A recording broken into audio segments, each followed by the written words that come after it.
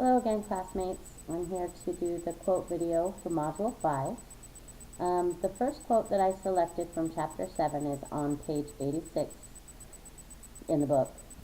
Because interviewing is a structured oral interaction in which important information is exchanged and decisions are made based on the information, it is important that you communicate in an ethical manner.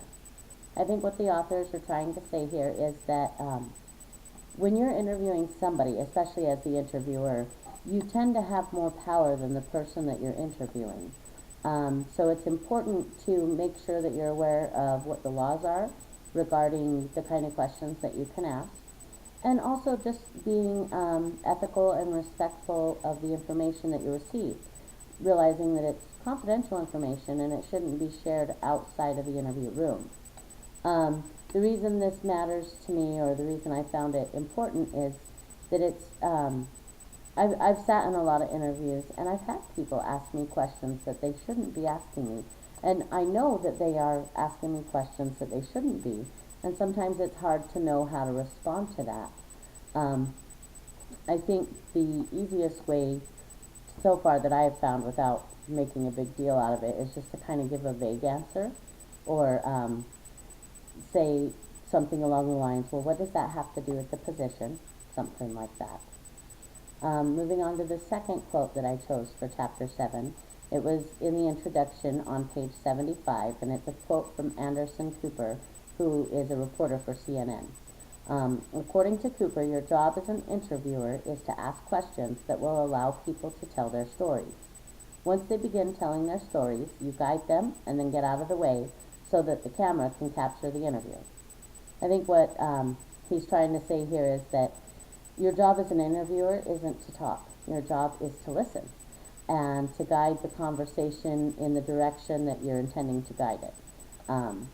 And why this is so important is, in our society, most people listen to respond rather than listening to the story or capturing the emotion. They're waiting for their chance to talk. And so I think it's important to remember, especially if you find yourself in an information gathering interview type of position as like a reporter and whatnot, kind of like he says, it's important to guide them enough to direct the story, but to get out of their way so that they can tell it.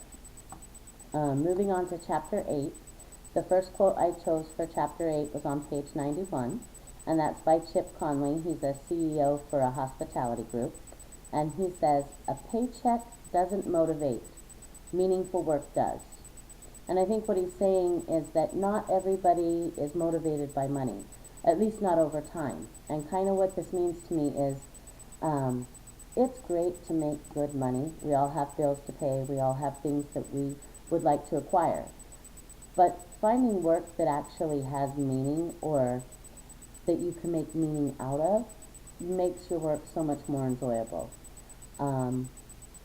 Moving on to the second quote that I chose for Chapter 8. This one was on page 93, and it was by Mark Granovetter.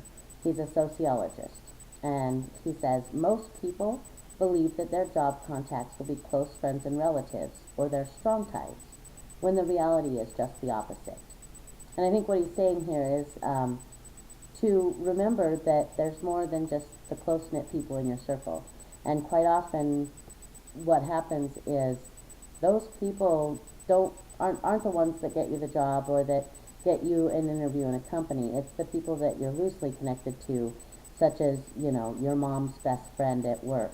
For example, I recently just moved to the area, so when I got here I was looking for a job.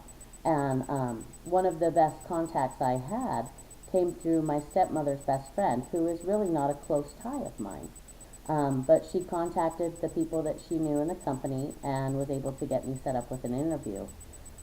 Now, I didn't take the job, but it was through that loose tie rather than the strong ties that the opportunity was even available.